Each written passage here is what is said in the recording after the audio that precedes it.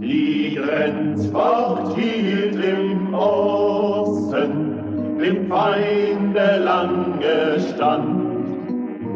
Heut kehrt ihr letzter Posten zurück ins Vaterland.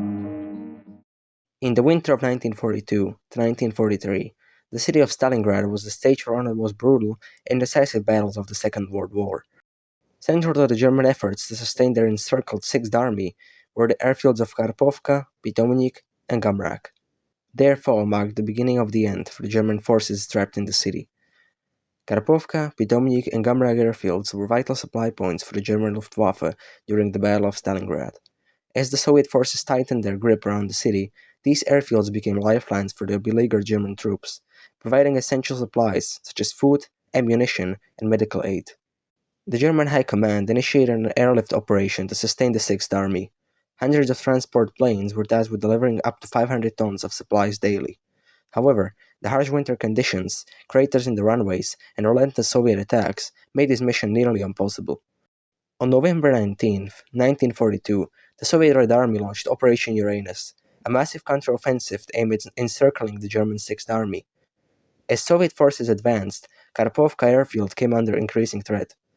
Despite fierce resistance, the airfield's defenses were gradually overwhelmed. By January 13, 1943, Karpovka had fallen into Soviet hands, cutting off a crucial supply route for the Germans. Pitomnik Airfield, the primary airfield for the German Sixth Army, was the last hope for a lot of soldiers.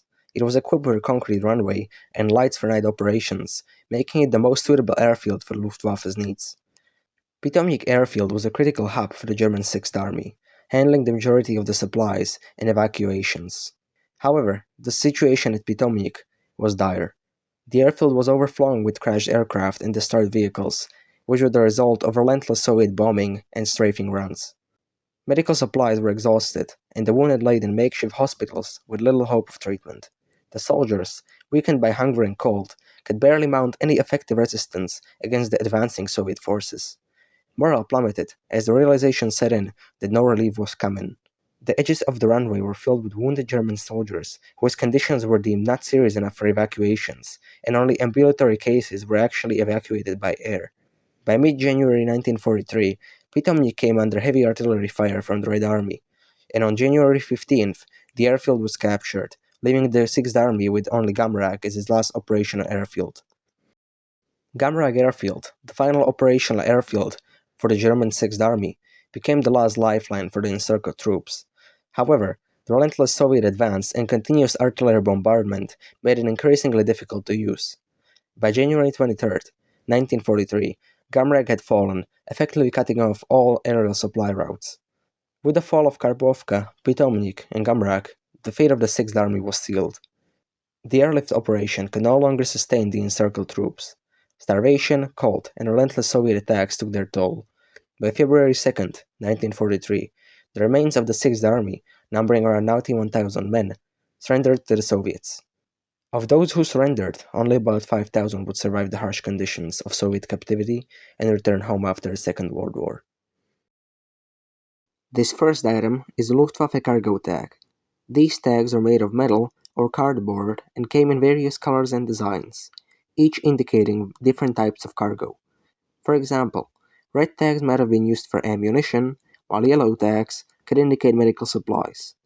These tags also help ensure that the cargo was properly loaded and balanced on transport planes, which was crucial for maintaining the efficiency and safety of airlift operations. Over time, a myth emerged that these tags were used as flying permits for evacuating the wounded from Stalingrad. While this dramatic story could be true, there are no reliable sources to support it, and it is most likely just a myth.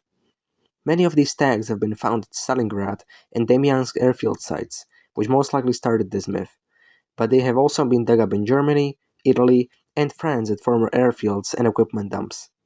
The second item is a Luftwaffe plug, FL 5097, that was used in various German planes.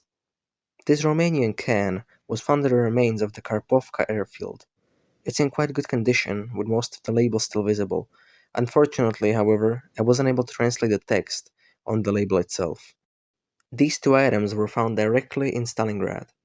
The first one is a bakelite oiler for the Mauser rifle, which was issued to German soldiers inside a cleaning kit. The second item is German flare cartridge. Flares were mostly used for signaling, but also illuminating the battlefield at night and marking targets. Don't forget to like and subscribe if you want more historical content like this, and I'll see you in the next one.